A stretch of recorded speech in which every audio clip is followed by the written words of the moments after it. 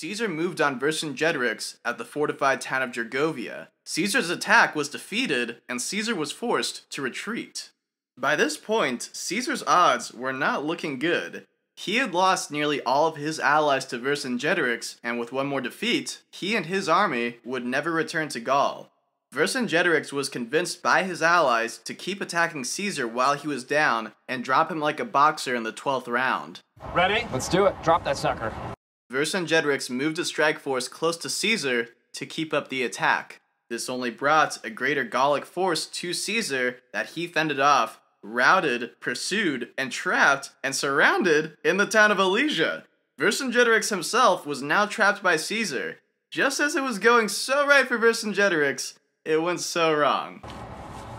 Yeah. Bingo! Whoa, whoa, whoa!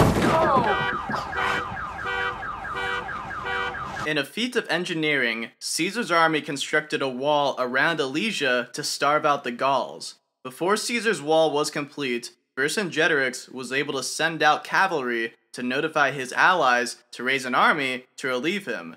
So the Romans built a second wall around the wall they just made. Double time! Where they would fight two armies from two sides. It took time to raise an army of a size that could defeat Caesar's. As supplies were running low in Alesia, Vercingetorix expelled the elderly, the women, and the children, as he could not feed them and his army. If Vercingetorix thought Caesar would allow the civilians to pass, he didn't. Caesar did not open his gates to the expelled Gauls, and Vercingetorix did not open his gates back up. The elderly, women, and children were left to starve in the field between the two ruthless leaders. That seems really dark now. Vercingetorix's relief army arrived, which launched attacks on Caesar's outer walls, as Vercingetorix launched attacks from the inner walls. The Romans were scrambling in between, fending off the two armies. To the Roman advantage, the two armies couldn't communicate with each other, only desperately struggling individually.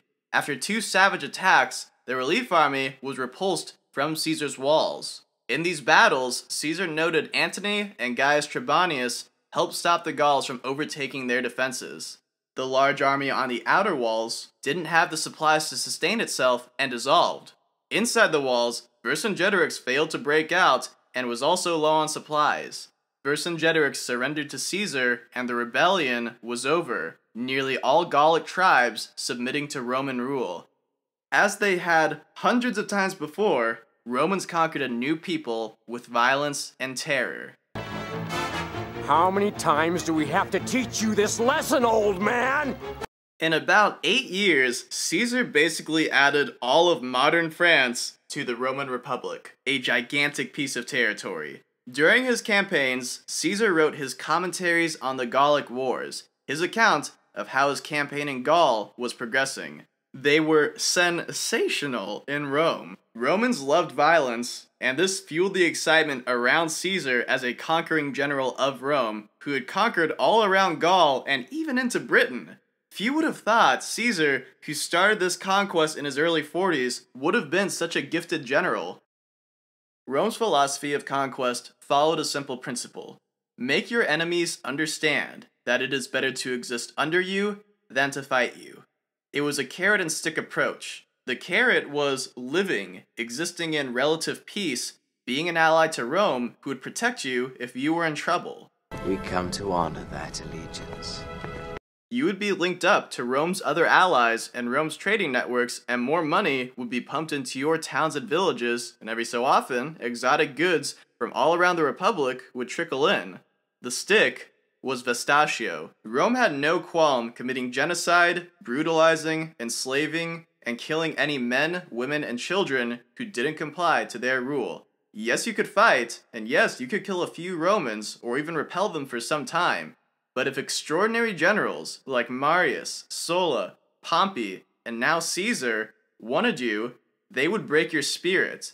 You could kneel to Rome now in peace, or you could kneel to Rome over the corpse of your dead family. Okay, that seems really dark now.